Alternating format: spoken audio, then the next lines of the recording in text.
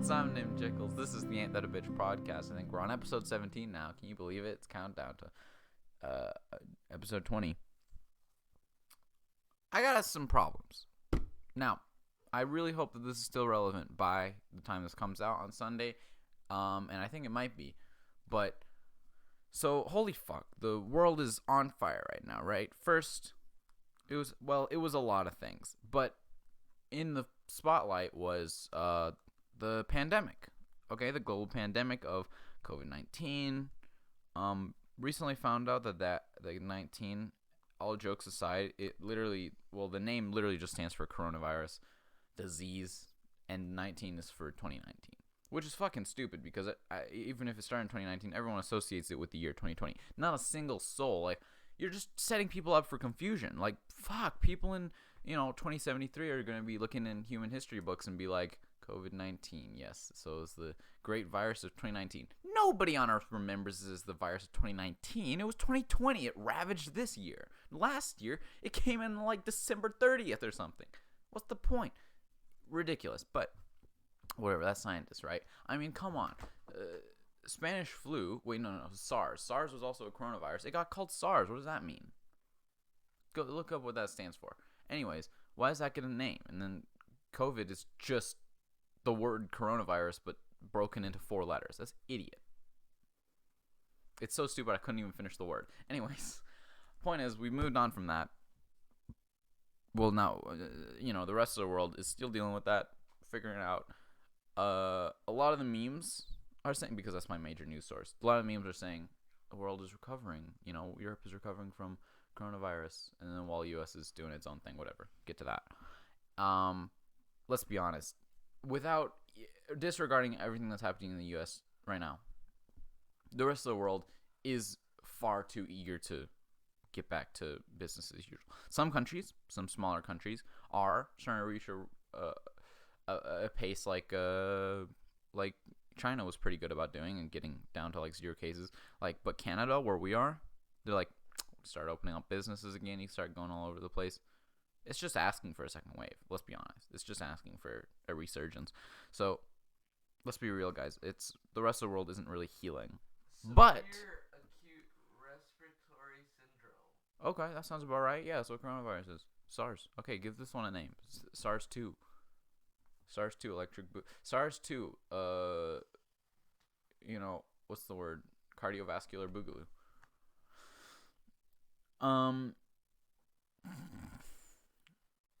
Anyways, so the U.S., while the other countries may be working towards a better world, I wouldn't say recovering fully, the U.S. is digging themselves deeper and deeper into the shithole that the world is in right now. And you know what? Good on them. Sure, why not? Anyways, everyone knows, but so for those of you who are trying to make opinions while uninformed, get fucked. I'm about to drop some knowledge on y'all. So, the reason that the riots and looting and protesting has been breaking out in the United States was because of one George Floyd, a black man who had the police called on him at a convenience store or something after reportedly trying to give the cashier a counterfeit bill. Okay, so that's the first thing, right? He was accused of a crime, a legitimate crime. I would assume that he actually did give the counterfeit bill. Now, it's up for debate whether or not, he intentionally passed it on or what, because, he could have been the recipient of it himself at some other point down the line and not realized it. Regardless, he gave the cashier a counterfeit bill, so the police were called on him. It wasn't like some situations where policeman just sees, a black dude in the street and then, reaches his hand into his back pocket and the police guy shoots him or something, which it does happen, okay? But this was different. There were police called to the scene to arrest the man, so they did so. Great, did your job.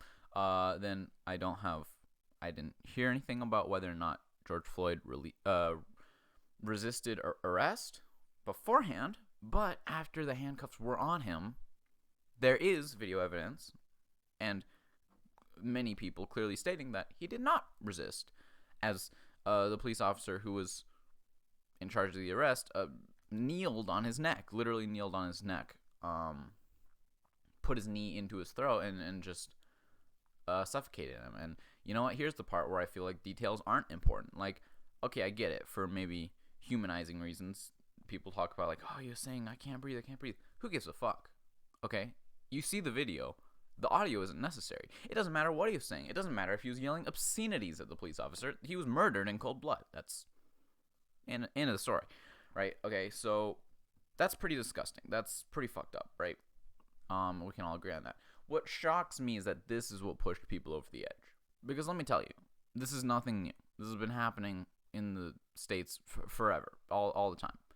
Okay, at one point it was, legal and socially acceptable to do so. And then after it no longer was, after civil rights movements, people like the KKK, still around, by the way. They're more frowned upon socially, but still around. Okay, it's not illegal. So, hate groups like KKK, white supremacists still exist. But what's more, law enforcement, police officers who have, again, in the past, it would have been considered totally fine for them to profile and mistreat African Americans. Now it's not, but it still happened, and it still does happen, obviously so. So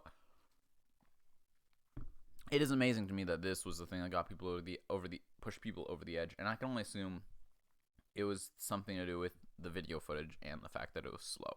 Because, well, also, okay, and there's obviously more to it, but in the past stories I've heard were just like, police officer saw a guy, saw a black dude doing something suspicious. They're like, gonna arrest them. Immediately pull their gun, of course, because that's always what a police officer does when they see suspicious activity. Immediately pulls their gun, or like a taser or a pepper spray or whatever, and the dude just like reaches into his pocket and they shoot him. It's like he was going for a fucking candy bar. I don't know. Or it'll be simple stuff like, a guy, you call your neighbors, call cops on your neighbors because they're playing music too loud or something. First of all, dick move, but it happens, okay? Police come, and the guy's like holding a knife to chop some vegetables. They're like, he's got a weapon, and shoot him, he's dead. I think the actual story was, I'm pretty sure I mixed two stories. One story I heard was like, it was just a dude fighting with his wife, alright, and then like, he was holding a knife because they were arguing in the kitchen, so he was holding a knife at the time to cook with, and then they just shot him. Anyways, and then the other time it's like secondhand, where white dude gets in a fight with a black guy. White dude like shoots the black guy because he's got like a knife or something, and then the police officers, don't arrest the white guy, or they still arrest the black guy after he got shot or something. But see, this, I guess, just was more intense in people's mind because it was like there's an entire video of the entire process of him slowly suffocating to death, which is a really awful way to die, right? It's pretty horrific. I wouldn't want to suffocate. So, and then for something like a counterfeit bill, again, even if he had entirely malicious intent, he entirely intended to give this cashier like a counterfeit. I think it was like a counterfeit 20. Whoop-de-fucking-do. He saved $20. I mean, Jesus Christ. I mean, it's the U.S., so it's worth like 25 Canadian dollars. Still, big fucking deal. I mean, goddamn. It's not, there's literally no way of seeing it any other way than that shouldn't have happened. Although I'm wasting my breath saying that, no one is openly agreeing that there was anything okay about what happened, right? Obviously. No politicians are that stupid, except maybe Donald Trump. But other thing that got people riled up is, of course, coronavirus is still, very present in people's minds. Now, the media has completely stopped covering the virus, right? They've completely gone and ignored it because, there's something new and interesting happening in the U.S., which is, of course, the only place in the world that the news media ever covers. So, no one's talking about it anymore. But the actual people who are freaking out about this Floyd thing, it's partially because, like, they've been in their homes. They've been stuck in their homes for, like, 2.5 months or something now. Okay, some of them longer, some of them less, and they're freaking out. And in the news, all they've heard about is corona goddamn virus. And then finally something happens. Police officer killed a black man. Perfect. Something else to get upset about. Something to release my energy through. Because guess what? You can't throw hands with a virus. There's nothing you can do about that. So You can punch a police officer in the face, absolutely. Is it a good idea? No, but under current circumstances, it works a lot better than trying to beat up a virus. That's just the fact of the matter. I mean, viruses, super scary, super dangerous, but you can't see it. It's not tangible. It's really hard to get mad at or fear something that you cannot see, or be smart about it or resist it, you know? You take the precautions. It's like protecting yourself from the boogeyman. It's like I'm wearing a mask. Why? To protect bad air from getting into my lungs, right? I can't touch my face because it's like the cursed hands of I can't see what's on my hands. That I'm not supposed to get on my face. I'm just taking it. But a police officer killing a black man, it's very obvious. It's so blatantly, scarringly obvious that it's almost in a sick way, almost a comical contrast to the coronavirus. The two things, that have destroyed America as we know it are one, completely invisible, undetectable, but killing tons of people, and one only killed one person, but in such an obviously visual way that it sparked such a more violent reaction. So that set people off, okay? Going out protesting. Protesting's great. Protesting is super patriotic. I fucking love protesting. That's my favorite thing about America, is that whenever people start resisting the authority, I can be like, again, people who like whatever the authority's doing right now, okay?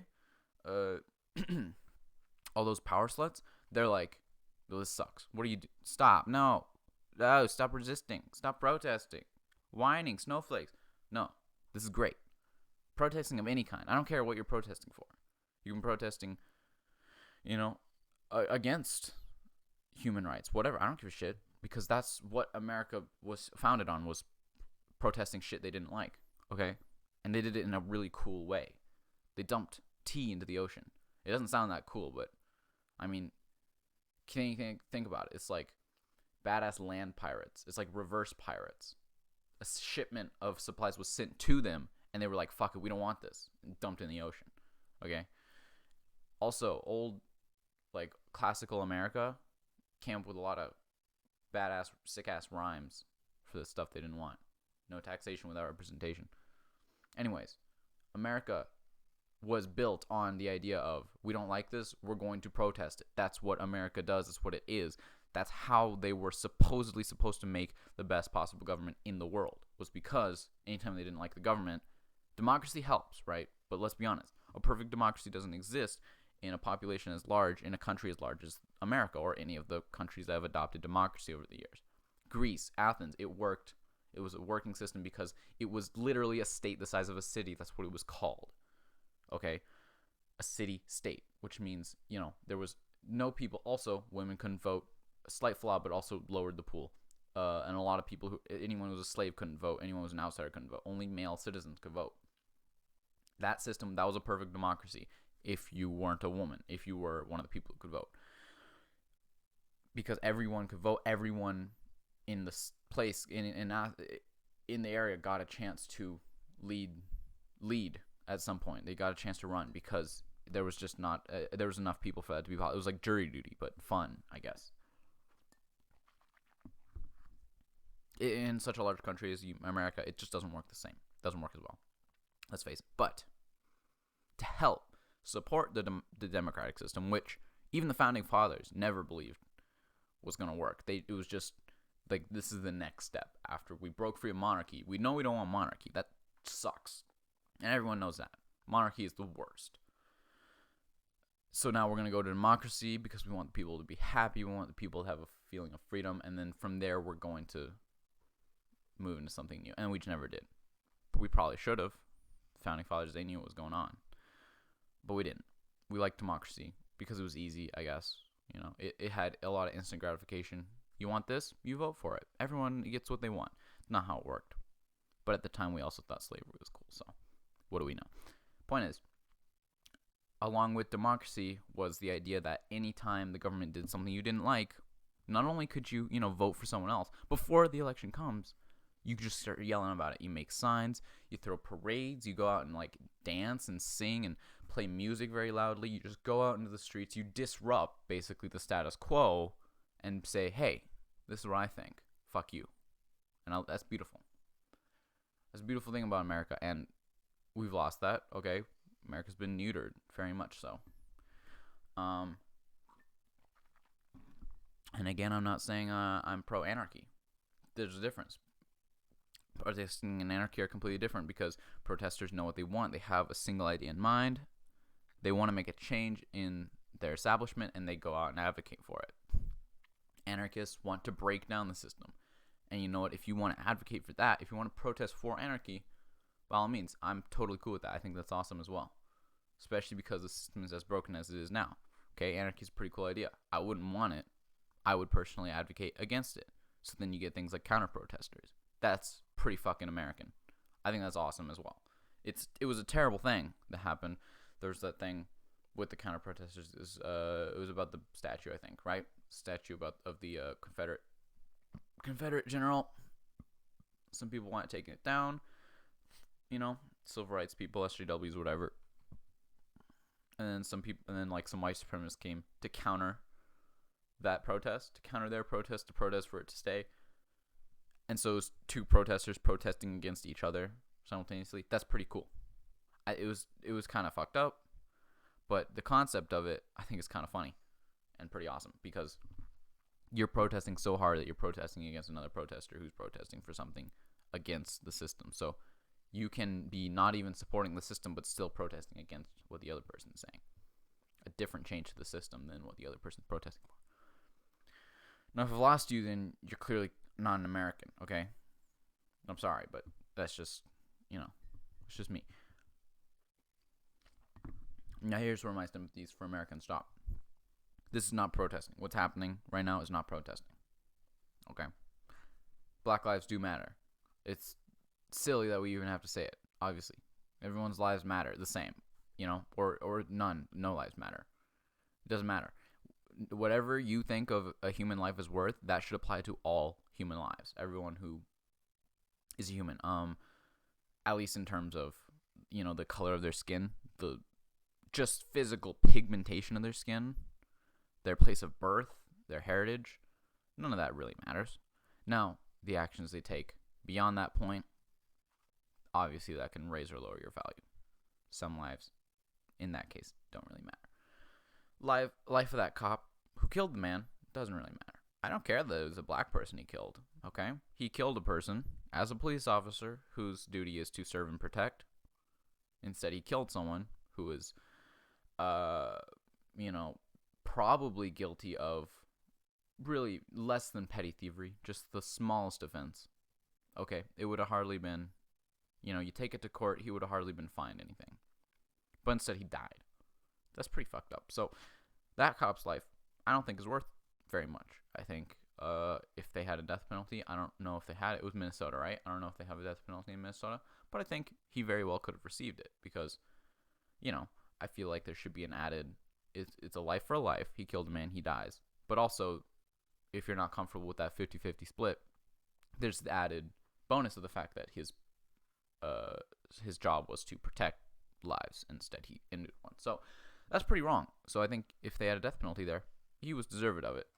The police officers who stood by and watched, I've never been one of those people who agreed with teachers who said, like, if you don't stop the bully, you're as bad as the bully. Of course, these are people who were on the same side as the bully and thought the bully was supposed to be a good guy and also had guns and also were dressed the same as a bully and had the same job as a bully. So it's a slightly different situation here. I, of course, don't think it's okay that they just sat by and watched. So they should definitely receive punishment. Again, some of these things just seem like no-brainers to me. Now, protesting for a cause, like I said, I love it. It's awesome. Going online and telling people how much you love black people and how all cops are racist pigs and awful, going out in the streets and beating up cop cars, going out in the streets beating up cops, yelling obscenities at them, assaulting police officers. That's not getting your message across very well. Okay, and now what's more, people going on looting stores, destroying housing.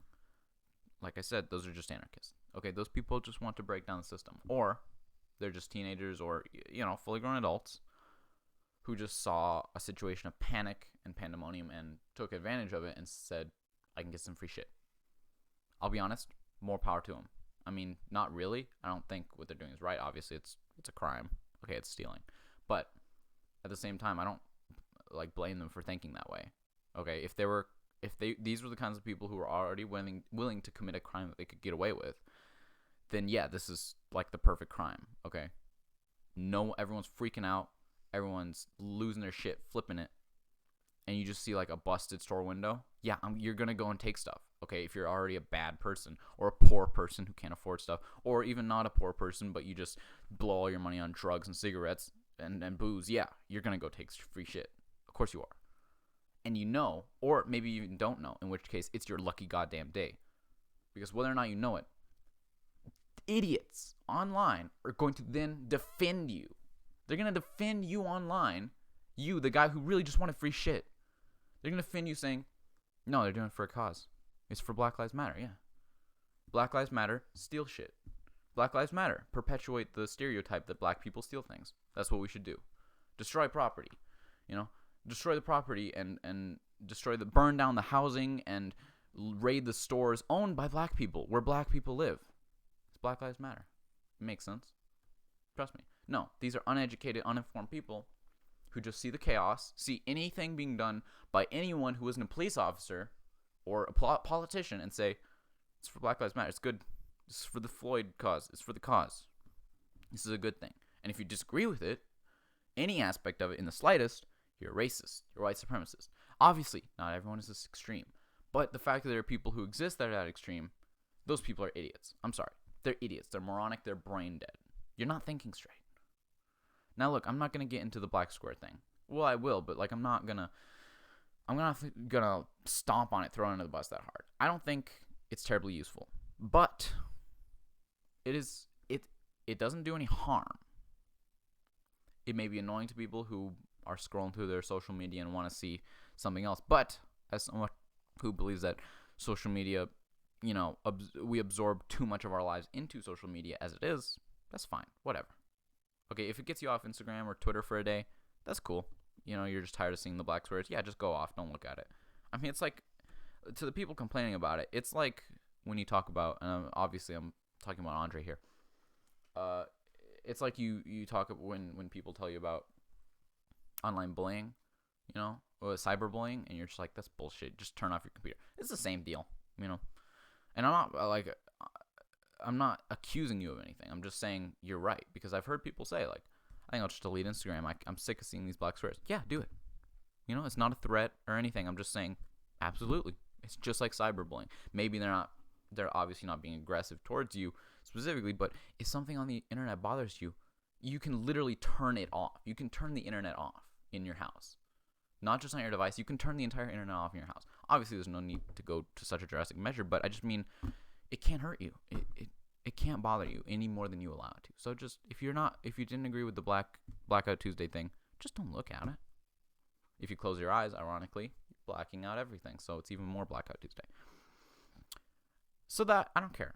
I don't think it's terribly helpful. And I don't think it's huge about raising awareness, because this is such a huge thing that everyone believes in. I've always been one who believes that, like, a lot of people think, you know, spreading memes and hashtags and whatever, circulating those when you can't, like, what's the point if I can't actually do anything? A lot of times I'm of the belief that, you know, raising awareness, that's, knowledge is half the battle. So raising awareness is like 25% of the battle or something. Get the message out to uneducated people. In this case, everyone who matters knows about the George Floyd thing. Anyone who can do anything about it, because this is such an isolated event in America. So, just simply raising awareness for the fact that it's a thing, especially just being like, Black Lives Matter. Yeah, that movement's been around forever. Everyone knows that. What's the point? That's not that helpful. If you're gonna post articles, links to articles, you know, I've seen some celebrities that are actually doing pretty decent. They're posting relevant stuff. They're posting, you know, clips of people doing things that they agree with. Posted people just wreaking carnage across cities and saying that they don't agree with it. That's helpful. That's helpful to tell people, this is right, this is not right. Don't be a fucking sheeple. There's some people posting pictures of this chart. Okay, again, by the time this comes out, maybe this will have been on the news feeds of every single person in the country. fuck me then, I guess. I don't know. But what I've seen is this chart. It's with 8 can't wait. It's 8 things that it's 8 like laws or regulations that cities municipally can enforce on their police officers, their police service, to help lower like police violence, by whatever 70-75% or something. And it's just stuff like they have to give a warning before firing. They have to, or they can't shoot at a moving vehicle. They can't, it's stuff like that. It's just like things that police officers have to follow before using violence. Like they have to de-escalate a situation. They have to resort to violence as a last measure. They have to try every single other option before resorting to violence. That kind of stuff. That's useful because I didn't know about that. Now I do. That's cool. Just putting a black square and putting hashtags. I don't know what you're hoping to accomplish there. I guess acting out in solidarity. It's empathetic, sure, but it doesn't do much good, especially not to Floyd. He's dead. So, sorry. Back to the matter at hand. Jesus Christ. If you're destroying shit, fuck off. If you're defending those people, you're an idiot. Stop. Stop it right now. You have to know what's going on. You have to know what the purpose of this is. And if you don't, then just keep quiet. And if other people don't know what's going on and choose to keep quiet, they're being responsible. You're being irresponsible. So you need to stop. You don't tell them they're being white supremacists, so they're not helping or if they're not helping, then they're hurting the cause. No, you need to stop. You need to sit down and rethink your actions, all right? Because here's the deal. If you don't know what's happening, then you can't make a good opinion. And you're just spreading, basically 70% chance you're just spreading misinformation. Whatever you say, whatever comes out of your mouth, whatever shows up on your Instagram feed is probably just misinformation. Okay, you're just carrying it over from what you saw from your friend's Instagram post, from your friend's account. You have no idea what's actually going on. All right, I don't even know exactly what's going on. So I'm only judging the things I do know. Only based on the things that I've seen with my own eyes and heard from reliable sources. So I've seen cities on fire. I've seen housing on fire. I know that's wrong. I know I don't agree with that, okay? Because if you're burning down the places where people live, that doesn't help anything. And places where people live, they need that, okay?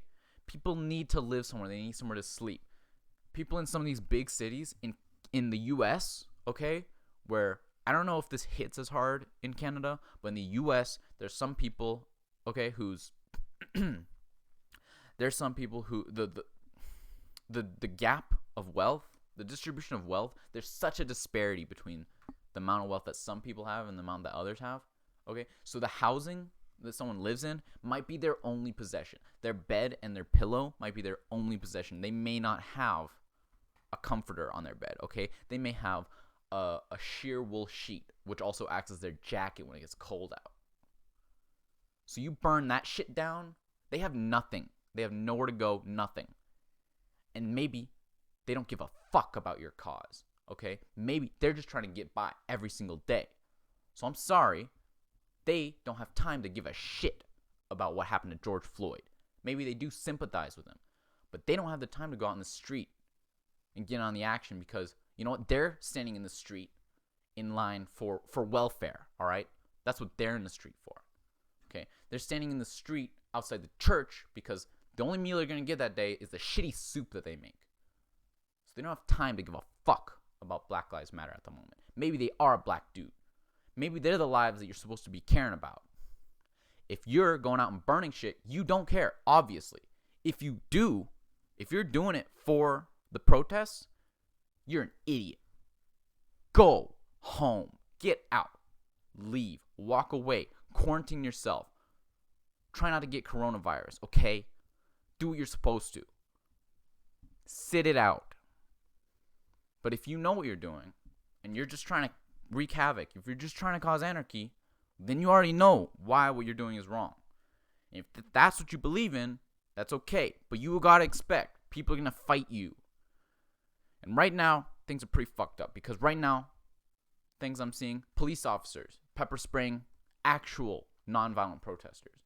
Police officers beating up a senior citizen. Okay? Police officers harassing people. And then other people going to police officers before they've done any of that shit and beating them up, screaming at them, destroying their cars, taking their weapons. Okay? That shit, that's not cool either. That's not helping anyone.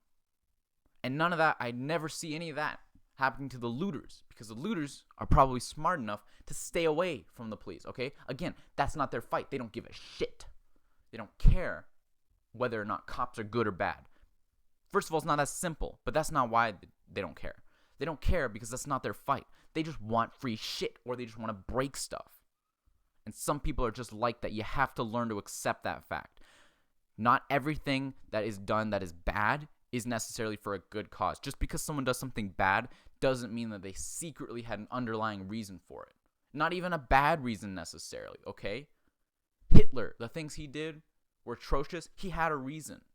Was it a good reason? Maybe, to a very select few. He was trying to help Germany economically and in its social standing. He made Germany a powerhouse. He had a reason for it. What he did was targeted. It was purposeful. Okay? That doesn't mean you have to agree with it. There doesn't have to be a group sympathizing with Hitler. There doesn't have to be a group sympathizing with everyone. Guess what? Hitler was a minority. On the planet Earth, the Nazis were a minority. Do you really have to protect them because of that? Do they need someone advocating for them, standing up for them? No, they don't. So why do looters need someone advocating for them? Why do violent protesters need someone to protect them? They don't. Sometimes people are just wrong. Sometimes people have a reason for something, and it's just a wrong one. Sometimes it is that simple. I've been trying to say this for years. Sometimes it is that simple. Not everything is 40-dimensional. Sometimes it's just 2-dimensional. Sometimes, even if it's 3-dimensional. 1 dimension. They're doing bad things to the city. That's wrong. 2nd dimension. It's a very stressful situation. A lot of people are under duress. But guess what? Everyone in the country is. That's not an excuse. It's still wrong. 3rd dimension. They don't give a shit about the cause. So there's nothing for them. I have no sympathy, and you shouldn't either. Don't go making an argument where there isn't one. Don't go making a fight where there isn't one to fight. Don't stand and fight on an empty battlefield. You're wasting your time, wasting your energy. So now, what I've seen doesn't look like it's going very well. These looters, like I said, most of them are somewhat intelligent, so they're staying away from police officers because they don't give a shit. All they know is that if they get caught by the police, they're in trouble. Especially because right now, police are on edge. They're beating the shit out of, pepper spraying everyone they see. So, they're staying away from the police. So, I haven't hardly seen any looters getting arrested or getting beaten up. I see them getting out of stores, getting out of the broken windows with stuff. I see the peaceful protesters getting beaten up. But, I have hopes because if the entire country collapses, they're not going to be safe. No one is. And if that means a lot of innocent people get hurt, that sucks. But one way or another, if the country doesn't collapse and it gets this shit together, then the looters, they're still fucked. So I don't care. I'm going to let them do their thing because one way or another, it's coming for them, okay? The military might come in. They might bomb a ton of innocent protesters. But most likely some of that debris is going to fall on some looters trying to get some last minute grabbing in from a store, okay? And if that happens, then it's fine. It's worth it. It's done deal. I don't have to think about them again. I don't have to worry about them because they're dead or they're injured or they're done doing whatever they're doing.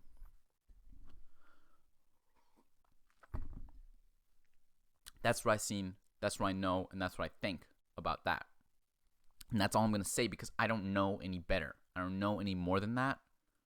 And so I'm not going to dip my toes into shit that I don't know about and that I'm not ready for. Okay? This is me making my educated opinions about things that I actually am educated on and not making uneducated opinions about things I'm not educated on. Okay? Think. Use your head. Do what you think is right based on the information you have. Don't listen to people on social media. Don't listen to people telling you things. Go look it up for yourself. You have the internet now. You can find information about anything. You don't have to dig through a newspaper to find information. News can go on the internet and stay there forever and ever. You can find out anything you want any day of the week. Use it. Use it and find reliable sources of information, and learn about what's going on. Don't be a dumbass. Educate yourself. You're in the first world. You can do it. You have the means. Enough. Damn. The other day I watched a Chinese animated movie with my family. And I'll be honest. Yeah, if you haven't been paying attention, Chinese movies, they're starting to get into the mainstream, alright? So Chinook Theater, before it got shut down obviously, started showing some Chinese movies. Live action and animated. They're starting to step up. They're stepping up to the plate. And some of their movies are, I'm going to be honest, not half bad. They have English subtitles if they're showing in, but a lot of them are in Chinese, which is pretty insane. But the one we watched, I'd already seen it in theaters in Chinese. We watched it again so my dad could see it. And it was on Netflix, and it was in English. Believe it or not, they had dubbed it. So yeah, no, I mean, I'm not going to yell at you to go watch this stuff, but bear in mind, it's out there. It's an option. If you ever feel like Hollywood's just getting too stale. To be fair, a lot of what China's doing right now is, as always, kind of copying off of Hollywood. Copying off of what America has already done. You know, they're reusing a lot of similar plot lines, but just like how, you know, British humor is not the same as American humor. British style of movie making is not the same. Australian movie making is not the same as Hollywood movie making. You know, so you can have very similar premises, right? Jason Bourne, basically a carbon copy of James Bond. Still totally different movies because one's Hollywood, one's British. I haven't watched a lot of Australian films. The one that I liked, called Red Dog. There's literally a movie in America called Yellow Dog. There's a million movies about dogs and owners and them doing shit. Red Dog is basically the Hachi story, which, if you don't know, it's the Japanese dog who waited for his owner who died. I think he was working in like mines or something, or on the railroad. Dangerous work, you know. He used to follow his owner to the train where he would go to work and then wait at the train station until he would come back home. And one day the owner died while at work, and so his dog Hachi waited for him at the train station until he died eventually as well. He was waiting for his owner to come back. I think that's a true story. There's a statue of him in Japan, which is an awesome fucking story. Anyways, Red Dog, basically the same story, but Australian. Totally different movie. Liked them both. Well, the Hachi movie wasn't bad. The story's better. Not like the novel. It's just a story. The movie stretched it out a bit. But anyways, point is, you can have the same ideas, make a movie in a different place, totally different movie. So China taking the same ideas, like they made a Stranded movie, you know, very similar. It wasn't really like Castaway because there's a lot of people. More like, I guess, Lord of the Flies, but that's kids. What was a movie where a group of people who were adults got stranded? There's shows. Lost, isn't that? That's a game show though. No, it's not. Lost is a television show. Yeah, it is. Anyways, that kind of idea. I mean, okay, look, people being stranded on islands has been done a million times before, but it was a Chinese movie, so there are elements to it that we haven't seen before. It's a little bit darker than a Hollywood movie. Okay, the ending was fairly happy. No spoilers. Not that any of you are gonna go watch it. I don't know if there's Chinese in the audience. If you decide to watch it, like, it's not a Disney ending. All right, I'll say that. And it's a little more realistic. It's not as horrific as Lord of the Flies gets, but it's more in that vein. Anyways, that's not the movie we watched. The movie we watched is an animated movie, as I said. First really good animated movie I've seen from China, to be honest. Well, modern. It was 3D animation, something that China has not gotten into very much of. In general, their special effects have been greatly lacking, and still are for some reason. Their CG hasn't gotten there yet. But this animation was done very well. It was done by this guy who basically just did short animations, stuff that you'd find on YouTube, and he just was interested in making a movie, and so he was able to do it. He had a group of people who believed in him. He had a mother, I guess, who believed in him, so it worked out in the end, and he made a pretty decent movie. He was inspired, again, by Hollywood, by things like Marvel movies, by that kind of action comedy genre, and in the way that most Chinese artists are, he was inspired by their mythology, their mythos, which, if you don't know about it, it's vast and really needs more appreciation in Western society. Because, don't get me wrong, I love Greek mythology, Roman, Egyptian's not bad, Norse, as much as the next guy. But China, the Chinese mythology is the only one that's stayed around long enough that in China itself and in the Western world, their mythologies, their legends are still culturally relevant today because their kingdom, their country, is as strong as it was when those myths were relevant. Greek mythology, I mean, the Greeks use it. They love it for tourism. No one really believes in that anymore. In China, no one really believes in their mythology anymore either. But they're still a relevant country. Egypt, Greece, they're poor, broken down countries. Again, love them to death, love their stories and the countries themselves. Nice places. But that just doesn't mean the same thing. The West can do basically whatever they want with their stories and just be like, yeah, fuck it, it's Hollywood's property now. China, it's like, no, we still own this as a country. They have enough power to do that because they still have enough cultural relevance to keep that. So someone that you may know, Sun Wukong, or Sun Wukong, if you're white. The Monkey King, monkey dude, got a big staff. He's culturally relevant. He's relevant as hell. He's still showing up in video games, animes. If you know the MOBA Smite, it's got gods and shit in it. They got some Chinese, they got Eastern religions in there. He's one of them. They're still making movies of the guy. He's like the Chinese Batman. They've been making movies of him forever. They've been making movies and TV shows of him as long as they've had television. Because it's just that big a deal. Okay, because they're still relevant. Like I said, I compared him to Batman. Batman's not part of our mythology. He's just a comic book that got written. Been making shows, animated and live action for him forever. But his existence has not lasted nearly as long. Okay, he's culturally relevant because he was invented, like a couple generations ago. This guy, Monkey King, Sun Wukong, COG, Journey to the West, it was written thousands of years ago. It's an ancient story. And it was culturally relevant up until a point where they had television, and then still relevant to today. That's pretty nuts. About like a real dude, right? It's based on a true story.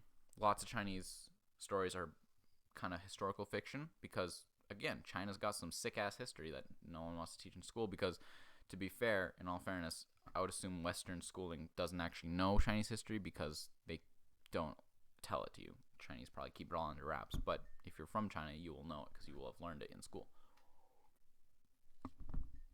So they got some pretty dope history. And yeah, you can base a lot of stories off of it because they did shit. They would travel across the country and travel across countries to gather ancient scriptures to translate books and fight wars and all that good stuff. But anyways, that's not what this was about. This movie, was called Ne Zha, and it was based off of a Chinese myth. And the character in it was, here's the other cool thing. It was part of the kind of Taoist pantheon, that mythos of gods and beings and demons. And it's part of the giant multiverse of, like, Monkey King and stuff. This character features in the beginning of the Monkey King story, beginning of Journey to the West. When he, like, Deadpool kills the Marvel Universe, Monkey King basically annihilates all of heaven. He just kills everyone in heaven, like you do, because Chinese characters are badass. Anyways, this is one of the characters he beats up. As a kid, when I would watch Monkey King beat this character up, I always thought she was a girl. He was a girl. It wasn't. It's a guy. Sounds like a girl. Kind of looks like a girl. It's not.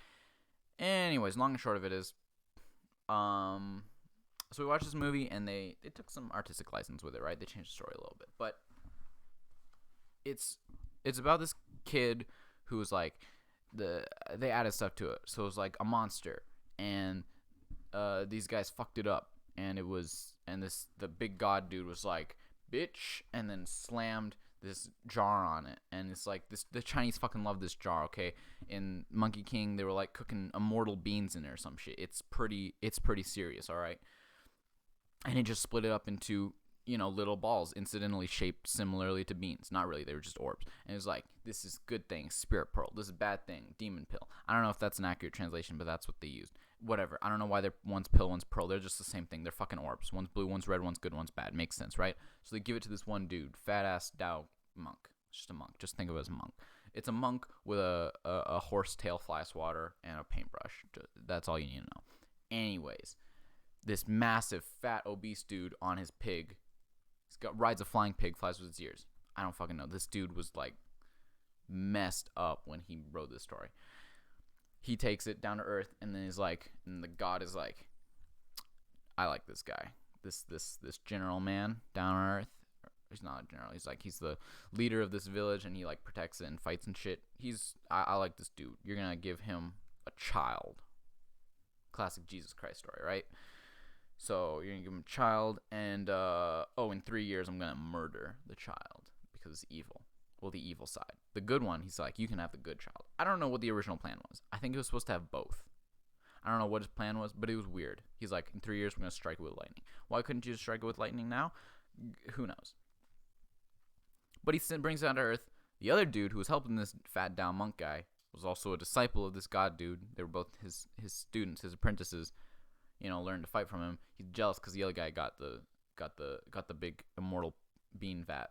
So he's like, fuck you, man. So he goes, makes a deal with some dragons. Okay, dragons, big deal in Chinese mythology. Don't have wings. They live in the ocean. I don't know how it works. I don't know how they breathe fire and live in the ocean. I'm just kidding. It's not fucking remotely similar to Western dragons. I don't know where that crosses over. I don't know where Western dragons and Eastern dragons met. I don't know if they happen exclusively of one another. But it doesn't fucking matter. They live in the ocean, and they're like the kings of the ocean. So this dude, bad guy, makes a deal with the dragon. He's like, I'm going to free you, and I'm going to get the fucking spirit pearl, the good one, for you. Okay, because that's the badass one. It's not going to get destroyed, struck by lightning in 3 years. That would fucking suck. So he goes to do that. And he takes over like the servants of this dude in the palace, or whatever, this fucking leader, warrior guy who's like going to have the baby.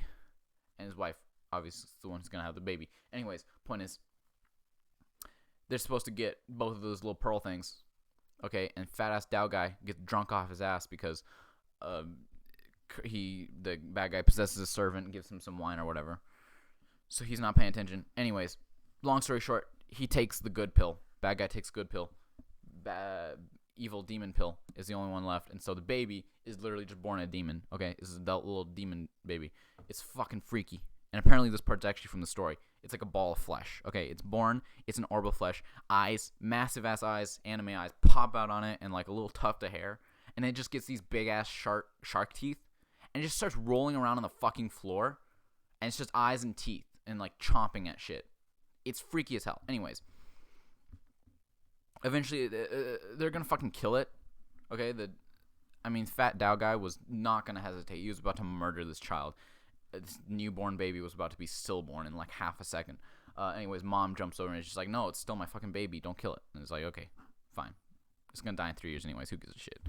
But, so, the dad is like, there's got to be something we can do about this. This is fucked up, man. I can't raise this thing. So, he goes up with Dao guy on his fat-ass pig. They fly up to heaven, and they talk to this dumbass cloud. And he's like, oh, you can't talk to God. He's, busy or something. I don't fucking know. Anyways, and they're like, yeah, it's like Interstellar or some shit, 1 second up on the cloud world is like 50 million years down there, so anyways, we should better go back. So they go back, and some time has passed. Doesn't fucking matter. We go back and see the kid's like 2 years old or something. Okay, 2 years old, he's already like a teenager, but he's also tiny, like the size of a 2-year-old with the mental maturity of a teenager. It's fucking weird, but it doesn't matter. So he's like super emo. He's got big ass like fucking dark underlines under his eyes. And he's just sitting on it's just sitting on the palace wall. Like, this sucks. Anyways, so his mom comes back from like a mission. It's just like, yo, kid, we can play now. And he's like, no, fuck you. You're not gonna play with me. He's like, nah, we can play now. And so get out this thing that's like, I don't fucking remember what it's called. William, look it up. It's like, it's like hacky sack with a feather. It's like hacky sack cross badminton. If you know badminton, it's like the birdie, except it's a real feather and it's flat at the bottom. And you kick it with your feet like a soccer ball. Anyway, it's just like, I know you like to play with this shit, so let's do this. And the kid's like, no, you're not gonna do it. It's like, yeah, watch me. And the mom's just like, kicks it over to him. And he's like, oh, okay, cool, sweet. And he's like, doing all these tricks with it, and he like blasts it at her, and then she goes flying into the fucking wall and like cracks through the wall. It's called shuttlecock. So he shuttles his cock right into his mom's stomach, and she busts through the palace wall, and she's like, give me my fucking armor, we're going to war with this bitch. Anyways, and so they're playing with this shuttlecock, and they're tossing each other's cocks around. And the mom, she gets down on her hands and knees. Nothing sexual about it, but she's on the ground and panting. And she's sweating like it's dripping off of her face everywhere. I didn't try to make it this sexual. It just did it on its own. Anyways, her son's still playing with his shuttlecock. Anyways, then she's like, I can't keep doing this. And then they get an announcement. It's like, there's another fucking monster outside the palace wall. And she's like, sorry, son, I gotta go, save the town. I know it's a pain in the ass, but I gotta. And his son's like, fuck you. And then he's like, whatever. And then she goes, and he's like, oh, shit, fuck this shit, I'm out. And so he gets past. They got these guards who are supposed to be guarding the palace, so he can't get out. They're shit at their job, okay? They're comically shit. I know they're supposed to be funny. They're not. They just suck. He gets out into the town, okay? And this part's insane. He goes to the city, and everyone's fucking scared of him, okay? He doesn't have to do anything. He just starts counting up from 10, or up from 0 to 10. And they just start running. They just run and hide. And he's like playing hide and seek because he's a fucking baby. Okay, so he's playing hide and seek with him. He's like, oh, found you. Anyways, while this is happening, this group of kids, okay, this group of like kids or teenagers or whatever, they're just like, we've had enough of this shit. We're taking care of this Najah kid. All right, we're gonna teach this punk a lesson. Anyways, they're talking about that, and they're like, I don't know, what are we supposed to do? How are we gonna stop this guy? He's a freaking superhuman demon. So there's like their scout kid, this little tiny little runt comes in. He's just like, I got an idea. We're gonna use traps. Okay, we're gonna trap him. I got a plan. He's like, all right, go ahead. It's like, okay, here's what we do. We get him onto this bridge, and one of the planks is broken, so he falls through. He falls onto the ground into this canyon. Then that activates these like knives that are gonna fall at him. So he's gonna grab the nearest thing to protect himself. It's this pot. We put this pot here. He grabs the pot to protect himself. Pulling that, pulls a stick away that was propping up a boulder. So now a boulder's chasing him, Indiana Jones fucking style. And then he fucking, to get out of the way of the boulder, he like climbs up a tree or some shit, right? Climbs up a tree and like there's a beehive, and he like breaks the branch or something, and he runs from the bees, and to escape the bees he has to jump into the water. You do the trick where you jump into the water with the straw and like you breathe out. Anyways, the bees can't get in fucking water. End of story. So he jumps in the water, except the water is like filled with mud or some shit. Okay, and they're like, all right, great plan. It's not bad enough though. So they go, and this is the most astonishing part. So they throw like sea urchins in. First of all, I don't know where they fucking got sea urchins. I think it's a coastal town, but still, they just had a ton of sea urchins on hand. It's ridiculous. Then this is the part that astonishes me in every single Chinese piece of fiction with children I've ever seen. All these kids just pull down their pants and start pissing into the water. They just start pissing into the puddle like it's nothing. Every Chinese child in fiction ever just has on hand an entire long-ass piss in their bladder at all times. I don't know how they can do it. Every Chinese child can piss on command. It's incredible. I don't know how. Like, are they just constantly having to go? It's ridiculous. This is what I'm talking about. This is not something you would never see this in Western entertainment. In fact, the kid literally has a baby dick at the start. When he's like a little ball, he turns into an actual like human figure. He just got dick out, and he's rolling around. They don't address it at all. It's just a baby with a dick out on screen. But these kids, they don't hang dong, but they turn around, but they're just pissing into this lake. Anyways, this kid scout guys who made the plan is just like, this thing that's a little harsh. It's like, no, it's not. He deserves it. Anyways, and so they get up to the start of the plan, and they're like, all right, here's the part I don't understand. How are we gonna get him on the bridge? And the kid's like this, boom, motherfucker, and he pulls off his clothes, and he's Najah, he's the demon child. And so they're like, fuck, and then they run onto the bridge, and then they go through all the shit. And then they fall into his trap and jump into their own piss and urchins. That's fucking insane. Anyways, and then finally the actual kid that they mistook him for comes back and he's like, dude, I saw Najah. He beat the shit out of me and took my clothes. So that was fucking awesome. Then he's walking away, and then the guy's like, "You're a demon." And then he's like, "What'd you say, bitch?" It's like, that's his chicken from, like, Back to the Future. That's his Marty McFly. He's a chicken or whatever. So he turns around, kicks a boulder at their heads. It's a full-ass boulder. He kicks it so hard. He's going to annihilate these children, wipe them off the face of China. And then at the last second, fat guy comes in on his pig, throws the boulder away. It hurtles into a mountain and destroys the entire mountain. This kid kicked a boulder with the force to crumble a mountain at these children. Anyway, he saves their lives, and he's like, "This is fucked up. You can't do this." Whatever, some other shit happens. They like try to keep better watch on him, but he doesn't want to. Doesn't matter. So they're like, "What are we gonna do? We can't handle this." So the townspeople, they're getting pissed off. So they put him in a painting. That's right, they put him in a painting, Blue's Clues style. Whoopie-doo, she-can-do, whatever the heck they say. They jump into a painting, and it's like a magical painting where you go in, and he's got this magical paintbrush, and everything you paint becomes real. And all this shit they paint just becomes like physical shit. And he's like, "This is awesome. It's just like a playpen." And he's like, "No, it's a prison. It's like Civil War, where Tony gets Vision to keep, Scarlet Witch in the compound. It's like, you're keeping me a prisoner." It's like, it's a Playboy mansion. It's not prison. Anyways, he doesn't like it. So they gotta be like, it's like, "We're gonna teach you some magic." And he's like, "I'm gonna teach you how to shapeshift." And he's like, "Oh, sweet." That's all he wants. All this kid wants to learn kick-ass magic. So anything he doesn't want to do, this Dow guy can be like, "I'm your teacher now." You just come bribe him with like, "I'll teach you magic if you just shut the fuck up." So anyways, teacher, dumbass, he is like, "You go practice that." He doesn't teach him how to do it at all. He just shows him the hand motion, says the words. I guess that's all you need. He doesn't teach him anything at all. He's just like, learn it. And he goes and takes a fucking nap. He wakes up, and the kid's mom is over him. She's like, "Yo, I'm here to check on my son. Where is he?" And he's like, "Oh, he's just over there. Oh, shit, he's gone. Where is he?" He looks. He's in the pond, and he's face down with a rock tied to his ankle. He's drowned in the pond. He's like, "Holy shit." So he pulls him out, and he's like, "I gotta fucking resuscitate this guy." So he does, like, the mouth-to-mouth on him. Guess what? Psych, bitch. Turns into a giant-ass toad. Explodes pus all over this fat ass. And he's like, "Holy shit." Mom disappears. Reality can often be disappointing. Infinity War, Thanos, Reality Stone style. Just dusts away. Guess what? Najah pranked you, bitch. He learned the transformation spell. Dumbass, while you were asleep. Anyways, actual parents come. They're just like, "What the fuck is going on here?" He's like, "I can't do this. I can't teach your child. It's unteachable." It's like, and the kid's just like, "Oh, fuck you guys." And they're like, "Dude, he's got 1 year left to live. This sucks. We can't keep him in captivity." Dad's like, "I got this. High IQ. Genius plan." So he goes to the kid, tells him, "I'm going to tell you something we never told you before." Because he's the demon pill. They never told him that he was literally a fucking demon. Even though he hates being called a demon, he's just a demon. It's like, "I'm going to tell you something you never knew before. Guess what, son? You're the spirit pearl." It's like, holy shit, plot twist. He's not. He's the demon. But he's like, "You're this spirit pearl." I don't know how this kid knows what the spirit pearl is. Again, I don't think it's a good translation. I don't know. Everyone in the world fucking knows what demon pill, spirit pearl is. I don't know how that works. But he knows what it is. He's just like, "Oh shit, I'm the embodiment of like Jesus Christ or something. I was impregnated, married by God." Like, that's right. You gotta learn. Your destiny is to grow up to be a badass demon slayer. And the people, they hate you because they're afraid of you. They're afraid of your power, which is kind of true. But they're just like, they're just intimidated by you. You gotta show them that you're like a regular dude. You gotta save their town from a few demons, and they'll love you just like they love your mom and I. Especially love my wife all the time. They love her.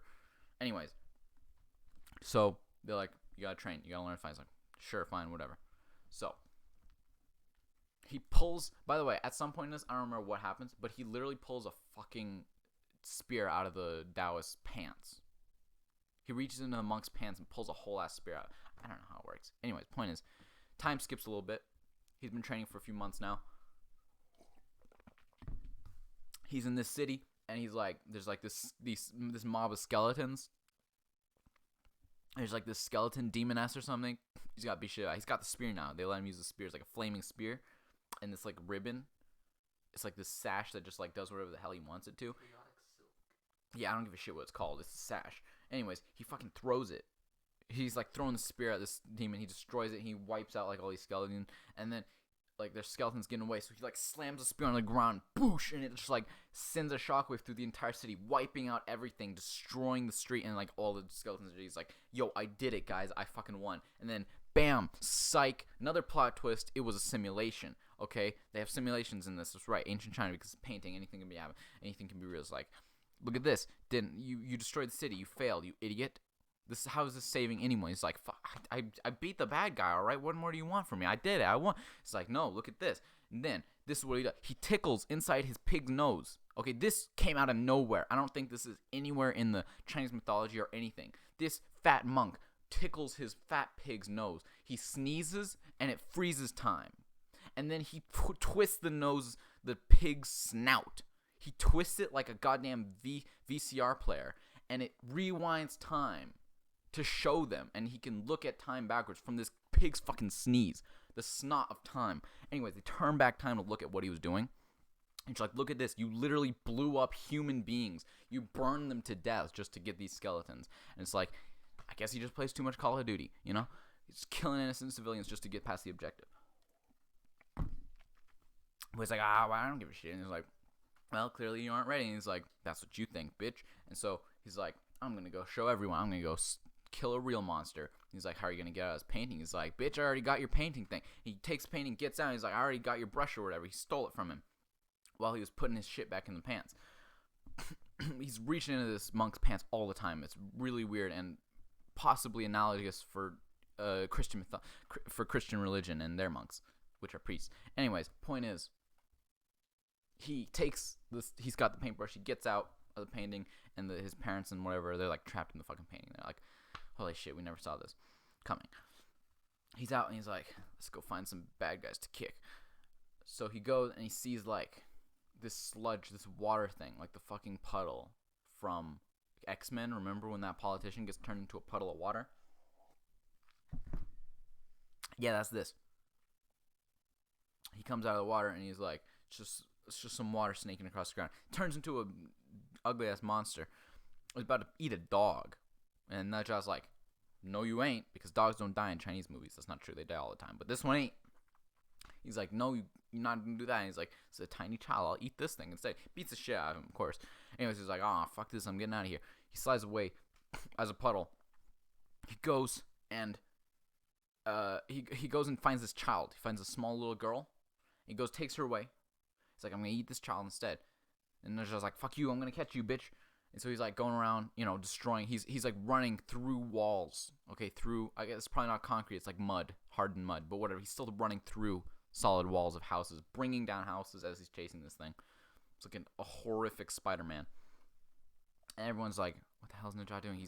They just assume he's destroying the town. He's like gone insane. So like freaking out. Then this guy, Water, jumps into these like vats of water. Okay, there's just a bunch of vats of water sitting out. I don't know. Maybe it's alcohol. I don't know why, but whatever.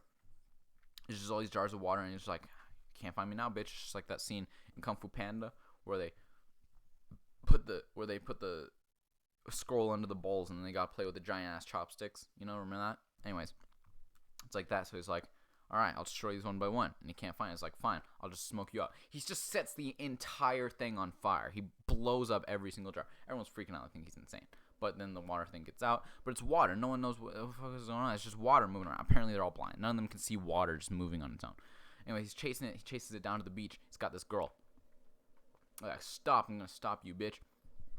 And then he's like, oh yeah? Well, I'm from the water. See if you can catch me underwater, firehead. You can't use fire underwater, dumbass. So he jumps to dive into the water, hits the water, and it's, fuck you, it's ice. It's completely frozen over with ice. He shatters his jaw and teeth against it. Drops the child. And then, out of nowhere, this badass robed-looking blue and white dude flies in and just starts kicking the shit out of this demon. He's like, with his like palm and stuff. And he's like not even breaking his sweat. He's like using one hand. He's like dodging out of the way and just beats the shit out of him. Gets the baby back and it's fine. And he's like, bitch, you're down. And then he looks at this kid and he's just like, what the hell are you? And then this dude is like, no, fuck it. Najah's like, fuck you. This is my fight to win. I'm going to be a hero. So he like takes the baby, throws it back to the demon, and he's like, they're fighting each other, okay? And it's like, I want to save the baby, and they're fighting each other, and it's like the most kick-ass fight I've ever seen in Chinese animation. It's fucking awesome. I love this fight. It looks super badass cool, and it's amazing how they made it look good, considering this kid is like 2 feet tall, and this dude is a full-ass grown human. It's incredible. It's like Yoda fighting Palpatine all over again. And while they're fighting, this demon's just like, you fools. It's like, You fool, Thundercross split attack. You fell for it, fool, Thundercross split attack. You may have outsmarted me, but I outsmarted you. Outsmarting. All that anime shit. Anyways, he's just like, while you two were fighting, you gave me a chance to unleash my secret weapon. And this is some shit. I don't know why he never did this before, but he does it now because apparently he needs a lot of time to charge up or some shit. He just blows some bubbles. Okay, he blows a shit ton of bubbles. One of them touches this dude's hand. His hand turns to stone. He's got bubbles of petrification. He can turn you to fucking stone with bubbles. Doesn't make any sense, but it's cool as hell. And like, well, that sucks. He blows so many bubbles. He surrounds them all entirely in bubbles. He's immune to it because of his slime or some shit.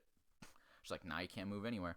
And so this dude is like, well, fuck. And he gets hit by a bunch of bubbles. And he's like almost completely turned to stone. All right. And then Najah's like, well, I can handle this. He's got his hand turned to stone, right? So he's like, I'll destroy the bubbles with my stone hand because I'm a genius. So he's like, this is too. He just keeps blowing more and more. He's like, it's too many of them. What am I gonna do? Master Skywalker, there's too many of them. What are we gonna do? Grabs the dude who's mostly turned to stone. Only like one little tiny bit of his face is not turned to stone.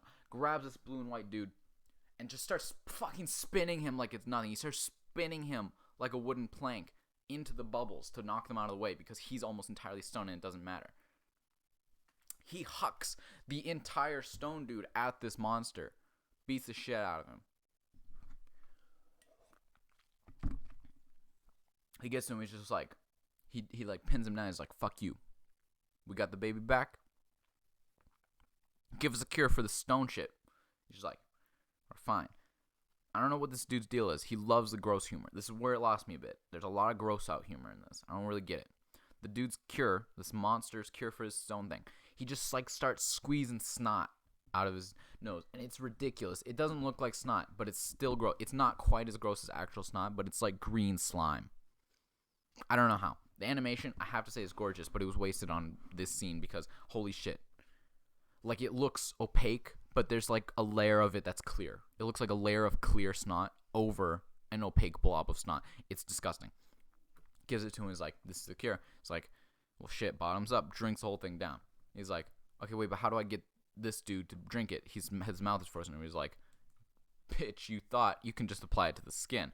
He's like, holy shit, you played me like a goddamn fiddle. Don't know how this monster can still be so audacious after he got his ass kicked by each one of those two people individually, and now they're both working together. Point is, he gets away. Najah was probably gonna kill him, but this other dude, after they unstonify him, is nice. He's just like, you gave us a cure, so I'll let you live this time, but I'll fuck you up if we meet again. If you ever do bad things again. He lets him go. Anyways, he lets him go, and he's just like, all right, well, that's that. So who are you? And he's like, I don't know. I'm just this Najah. I'm this guy. Who are you? They actually don't ask each other's names because they're dumbasses. But they're like, looks like we're on the same team. We fought side by side, so now we're friends. It's like, yeah, okay, sure, why not? I don't give a shit. I just wanted the fame. Anyways, so then, guess what? They get out there because this dude's Najah's still a super angsty teen, even though he's literally 2 years old. But anyways, he's like, I don't know. I never had a friend. I don't want to talk to you. Just leave me alone. He's like, hey, want to play with this thing? I have no idea where he gets it, but he fucking pulls out that thing that he was playing with, the shuttlecock. Now, these two dudes are both playing with each other's shuttlecocks. No, they're playing with one shuttlecock. Anyways, no, they're shuttling the shit out of this thing to each other because now they're both superhuman badasses. So they're both like breaking the sound barrier as they kick it at each other, and they're like just catching it like it's nothing, and it's badass. And this little child doesn't give a shit about her parents that she got taken away from. She's just watching happily. She's happy to watch these two just play with projectiles of mass destruction. She doesn't get hurt at all somehow. They're doing this until like sundown, okay? And then the guy's finally like, hey, I never asked your fucking name. He's like, I'm Najah. He's like, oh, I'm this guy. I don't remember his name. Doesn't matter. It's like, dude, we're friends now. Let me give you this shell. You blow into this shell, I'll find you. Doesn't matter where. I don't know if this guy's got Superman hearing, or if it's just like a special shell. I don't fucking know. But he's like, you give you a shell, you blow it, I'll find you. Goes. He leaves. He's like, finally, the village catches up. It's been an entire day. It's sundown now. They just found this little girl. Dumbass village. Okay, and then just like, look at this. This is a demon. Took this dumbass kid, the kid who was, trying to fuck him up before, and then fell into his own trap.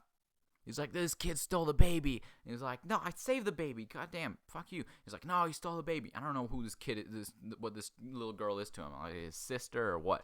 But he like grabs the baby and like the mom's there and she's like, ah, you monster. And then so, without even asking any question, they immediately go and start beating the shit out of him. The woman takes like a broom and breaks over his head, and he's just like, fuck you. It doesn't hurt him at all, but he's pissed off, so he grabs it, hurls her like into the ocean. Like, he's a monster. So they all go start beating the shit out of him, and he's just standing there as they're breaking wooden weapons over his skull. And he's just clenching his fist like the Arthur meme in rage. He's about to annihilate all of them. He could wipe out this entire village without breaking a sweat. Once again, Fat Monk comes in, saves their lives.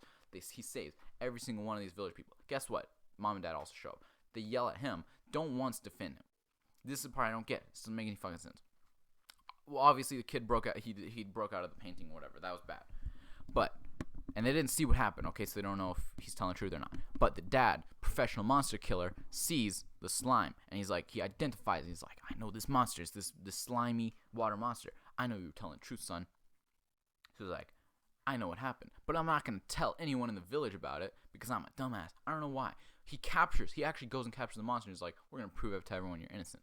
So let's just fast forward a little bit. Some shit happens. Kid gets sad, whatever. They're like, we're going to throw you the best birthday party on your third birthday that you ever done had because, you know, the mom knows he's about to die. So, whatever. They go take him to his birthday, and then the dad's like, listen, this kid, you gotta go to this party. I know you were innocent, so on your birthday, I'm gonna reveal this monster to the town people, and they're gonna learn that you were actually innocent. It's like, badass. Anyways, so this bad guy who's been gone forever. Oh, yeah, by the way, it turns out, bad guy, that friend that Naja made, blue and white badass, he goes home. Turns out his home with the bad guy with the dragons. He's the son of a dragon. He's got dragon horns, part I forgot to mention. So he's also a freak. He was wearing a hood to cover the dragon horns. Naja kicked off the hood. He didn't give a shit that the guy was a dragon because he's a monster too. So it's like, we're monsters together, you know? He goes home and is like, dude, I made a friend. And bad guy's just like, what the fuck? You don't have time for friends? Like, yeah, but he was this little cool red dude and he didn't care I was a dragon. He's like, fuck you, that's the demon pill. That's your sworn enemy. You're the spirit pearl. And he's like, holy shit, what the hell am I supposed to do now? And she's like, gotta kill him. And he's like, oh, fuck. Alright. Anyways, Naja's like getting ready for his birthday. And then bad guy comes and tells him that he's actually the demon pill. Oh, but before that, he goes and he does the conch shell thing. He gives him like an invitation to this guy. And she's like, you gotta come to my birthday, man. It's gonna be dope as fuck. And it's like, dude, you saved my life. I'll do anything for you. It's like, dude, I'm a lonely ass bitch. I don't have any friends. I just want you to come to my goddamn birthday party. Kind of sick when you think about it. He's 3 years old and he's never had a friend to his birthday party. So goes back home. Evil guy comes, tells him he's a demon pill. So he's like, oh fuck. He was like so excited. And then he's going out for his birthday. And he's walking super upset, and you're in the audience. You're just like, oh god damn it, because all these people were like, don't want to be here because they think he's a monster, and it's like, oh no, but he's gonna be super nice, and he's gonna prove to them that he's a good guy by being nice to them, because he knows that they're gonna find out he's wrong, and they're gonna be nice to him. Anyways, he's like, fucking, oh, god damn, dude, he's like so pissed, and so everyone's just like, oh look at how angry he looks, he must be a bad guy. It's like, oh god damn it, you're perpetuating your own racial stereotypes. No, it's not. I'm just kidding. No, but seriously, he like looks all pissed and stuff. And then he sees that little girl that he saved. And the girls knows what's up. She's like, you saved my life, bitch. She's like, goes to hold his hand. She's like, oh, yeah, sweet. And then the mom pulls it back. And he's like, oh, fucking break your skull and tear your brains out. But he doesn't. He's got self-control. He goes up. They give him some present. Best goddamn present in the world. I don't know what the mom gives him. But Monk gives him back his spear and his sash. And guess what else he gives him? A ride. Guess where it came from? I knew this kid had this thing. I had no idea. Another huge plot twist. Takes a pig and he's like, this pig is yours now. It'll turn into whatever vehicle suits you best. And he's like, all right, sweet. Pig turns into 2 flaming golden rings and they go on his feet and he can spin around like a badass, like fucking Thrasher rollerblades. It's sick and metal as fuck. It's the coolest thing in Chinese mythology ever. It's this kid who rides around on spinning golden flaming wheels. That's like 30 degrees above however cool Mad Max ever gets. It's insanity. I had no idea it was going to be this fat pig, which can turn back time. Anyways, point is, he gets that. That's some good shit from his monk master. His dad's just like, I'm going to give you this charm that will protect you. Like, that's pretty shitty, but whatever. He gave it to me. I don't know what the mom gives him, like a hug or something. And he's like, that's awesome. Thanks, guys. By the way, why didn't you tell me I was a demon pill? You lied to me. You told me I was a spirit pearl. You told me I was a good guy. I'm actually a bad guy. You lied to me. I hate you guys. Then this bad guy, we didn't see it, but he had actually taught this kid how to take off the ring that was used to control him. I totally forgot to mention it. The monk put a ring that controls him, a lot like Monkey King. You probably don't know. Monkey King has a headband so that his master can just like say some prayer shit, and it'll tighten around his skull. And he'll be like, oh, fuck. There's a lot of this weird subjugation, like submission fetish in Chinese mythology, but whatever. That's just because they keep making... See, this is the thing that Chinese mythology got that anime lots of times fails to do. They make overpowered characters, and then that's how they limit them, is they put a fucking golden ring on them. So this kid has like a golden ring around his neck, keeps him from going infernal. That's why he's still like a baby, but he's maturing fast. So he learns a spell to take the ring off. He takes it off, and he fucking goes inferno. He literally looks like an infernate, but a human. He just comes like full size. He's like 8 or 9 feet tall, and he's like all burning, like flames coming out of his hair, like Ghost Rider. And they just gave him the weapons. Okay, so he just starts terrorizing. He just starts killing everyone because all these people are still assholes to him. And his parents are like, gotta fight him. And it's like, and he doesn't even give a shit. He just like beating the shit out. He would kill his dad. But just then, evil guy's got the ring because like, we're gonna be the savior now. We're gonna be the heroes of the dragon world. Guess what? The dragons. All the dragons, there's a ton of dragons under the water, and they all gave this spirit dude their hardest scale. They gave him his dragon scale armor, really badass. It just looks like his clothes, but it's like the hardest armor in the world. So anyways, it's like, you're gonna be a hero now. You're gonna save everyone, and you're gonna free dragons. It's like, that's pretty badass. I would watch this guy's perspective of the story. So he comes, but unfortunately what that means is they have to crush everyone in the goddamn village just to kill this one demon guy, which I don't understand because he's gonna get struck by lightning anyways. I don't know what the deal is, but that's their plan. It's because they're evil, okay? So he comes in, he's like, I'm gonna save you. Here, look, I got this ring. You gotta put it back on him. He throws it to the monk. He puts it back on the guy's neck, and he's back to a kid again. Dude, everything's so fast paced at this point, because now this guy's like, oh, you're a savior. You saved us. What can we ever do to repay you? And she's like, nah, it's cool. I'm a friend of your son's, and it's like, just don't give a shit about me. He doesn't want to destroy everyone because it's his friend. He's like, I can't kill him. And so the master's like, yes, okay, I'll give you one chance to be the good guy, and you'll see. And so. And it's just like, and he's like, oh, I gotta thank you. And this dumbass dad, who's like normally so poised, and it's totally for plot convenience, but who gives a shit? He pulls off his Robux, and he pulls off his hood, reveals the dragon horns. Instantly, everyone goes full racist mode again. Just like with the demon boy. They're just like, oh, he's a dragon, he's gotta be evil. They don't ask a single question. It's like, I knew there was something off about you. The dad, who's just like all bound to him and shit, is like, oh, let me offer you a drink. He's immediately like, I knew something was off about you. No, you didn't. You didn't fucking know a thing. It's like Mysterio and Sam Jackson is just like, oh, I knew someone was fishing, and Murray Hill's like, he had no fucking clue. Of course, they were Skrulls, so they didn't know shit, but it doesn't matter. So it's like, oh, I knew someone was off about you. They're gonna attack me. He's like, fuck you, bitch. Just like Najah, he's like, I can beat you all with my eyes closed. So he's not limited by a ring. So he's actually way more powerful than Najah is with the ring on.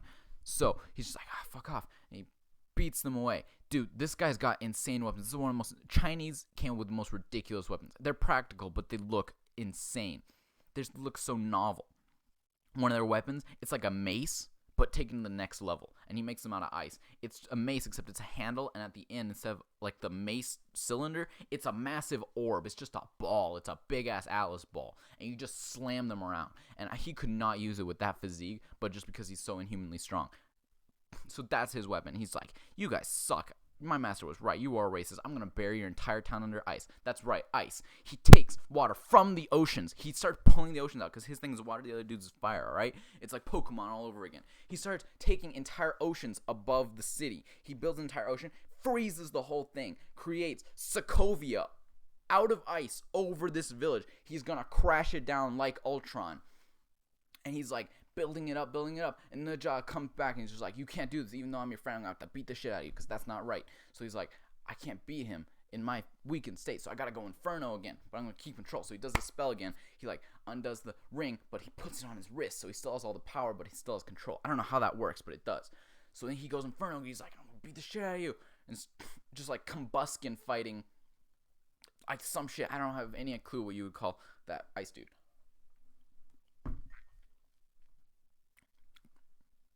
So they're beating the shit out of each other.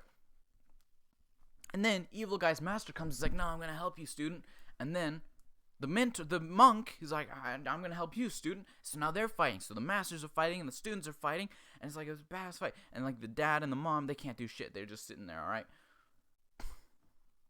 And then like dude, the kid who came back, he was super pissed at his parents, right? He like ran away, but he came back because the pig comes, the pig, which was the ring feet, turns back into a pig and is like, I'm gonna go back in time, do the time thing. He goes back, shows him his dad way back when he went to heaven. Guess what? Another plot twist. He actually talked to Cloud Dude, and Cloud Dude was like, sorry, you can't break this curse. It's gonna strike your son with literal bolts of lightning in 3 years. But you can transfer it. So he makes him these spells. He's just like, you put this on the guy who's cursed, you put this on someone else, and it'll swap the curse. So then they'll get struck by lightning instead. This Cloud guy doesn't give a fuck. He just wants to like talk with these people. So he doesn't at all care that he's literally trading lives with, like, for a kid, for some actual adult. And Dad's like, sweet, I'll do it. So he's like, that charm he gave to the kid, it was the thing. It was that patch that's gonna like swap it with him. The dad's wearing his, and he's like, I give you this to protect you. What it actually means is when the lightning strikes, it'll actually strike the dad instead. But this kid's just like, can't let you do that. So he takes the thing off him. He's like, I'm gonna get struck by lightning. And they have this whole fight. And then there's like, this kid, the Najah uses his transform thing, so he turns into the master. And he's like, yo, spirit dude, I'm your master. Let me come help you. And he's like, all right, sweet. And he pokes him in the ass, but he doesn't realize he's got, with his spear, but he doesn't realize he's got the dragon scale armor, so it doesn't hurt him. It's like, you dumbass, he kicks him out of the way. And there's like smoke everywhere. I don't remember how there's smoke. It's probably because the ice and the fire are clashing. There's smoke and mist everywhere. And so the actual master's there. And he's like, and the dude sees his weapon. He's like, oh shit, I got a spear. And he's got his actual staff or whatever. So he changes his staff into the spear. And he changes his spear into the staff. So now it looks like the actual master's the fake one. And Najah is the real master. He's just like, hey, I'm your master. And then this dude shows up. He's like, I'm your master. And he's like, no, he's the fake. I'm your master. And he's like, yeah, look, you got the spear. You didn't pay attention to detail. So he kicks the shit. And then the Najah's just like, let me help you, student. And so Najah and the spirit dude are both helping beat up on his own master. And it's fucking insane. And finally he changes back. He's like, you idiot, I'm the real one. And he's like, oh shit, I fucked up. And so they go back to fighting. It's fucking free for all with 4 people. It's insanity. And then the monk comes and is like, this is too much. And he like mirror dimensions them, just like in Doctor Strange, except it's not the mirror dimension, it's the painting dimension. So he pulls out a painting and whips around, and they all go into the painting. And so now they got the paintbrush and they can do whatever they want. And the evil guy's like, we need to get the painting because that's the only way we can get out. Or the paintbrush. So that's the only way we can get out. And this Najah's got the paintbrush, and he's like using them, and he's like flipping them all around. And he's like terrible at painting, so he keeps like making all this shit, and they like do a they do a pinball sequence. Anyways, and then they all get frozen in this giant ball of ice. And then the monk uses his literal farts to propel them towards the paintbrush, to get the paintbrush, get themselves out of the painting, shatter the ice right in front of the dad and the mom. And they're like continuing fighting, and like fucking what happens then? They reconcile. The kid is like, dude, you don't want to do this? And he's like, yeah, I do. I have to. And he's like, no, man, that's not cool. You're killing a bunch of people. And then it's like, sorry, Dad, I know it sucks, but like, yeah, I'm gonna have to die, not you. And the dad's like, no. And then it's like time for the lightning. And like, oh shit, it's happening. And the evil dude's like, yeah, it's happening.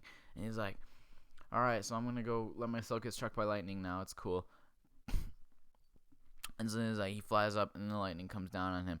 And then his friend dude comes, and he's like, fuck you, bitch, you're not dying on my watch. He throws his dragon scale armor out and turns it into a force field of dragon scales, and he's like, boosh, and the lightning strikes it instead, and it's like, are you insane? You're gonna die too? And he's like, yeah, of course I'm an idiot, I'm your friend, aren't I? And it's like, wah, and they're both holding down just a lightning storm. And I thought it was just gonna be a single bolt lightning, but it's like a cloud, a vortex of just lightning shooting down at them. It's like lasers and insanity, and it shatters the dragon scale. And so now they're just absorbing the fucking energy themselves, and they're like putting it together. And then the monk's like, dude, I had no idea they could absorb this much energy. And then God up in the heavens is like an idiot, because he could have just killed him in any other way. He probably could just instantaneously kill this kid. He could have just done that, like he could have just done one of them spells, probably just be like instant death, like /kill.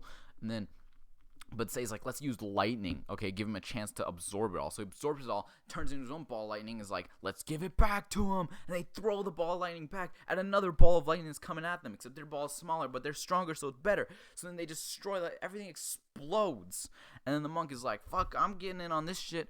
And then he throws the bean pot over them, and then everything's destroyed, and everyone comes back too, and then they see two little like ghost dudes. It's like the kid and his friend, and they're in the pot, and it's like, what the fuck is this? It's like they died. I'll be honest, they straight up died. The main character and the main villain, who's also kind of a good guy, they both just straight up died.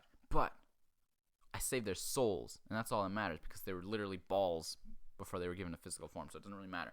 So they're just spirits now that live inside of this lotus pot, and that's it. And it's like, time for a sequel.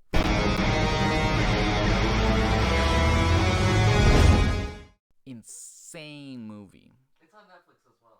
It's on Netflix in English. Go watch it. It's like, it's got some low points, but holy shit, it's the most ridiculous thing I've ever seen. And it's not ridiculous in about, it's just nothing like animation you would see from like Western movies.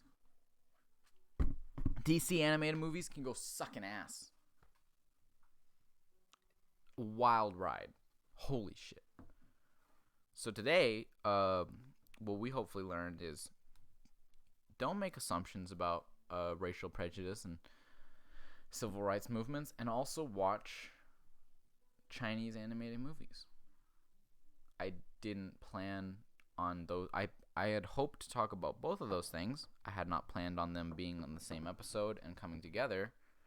And also, I only got through 2 topics today. They connect because I really. being racist. Apparently, they were both about racism. I really didn't expect it to tie together that well. But yeah, no, I didn't. I had plans for both these topics and not for any of them at the same time. But, you know, it just worked out that way. Ain't that a bitch?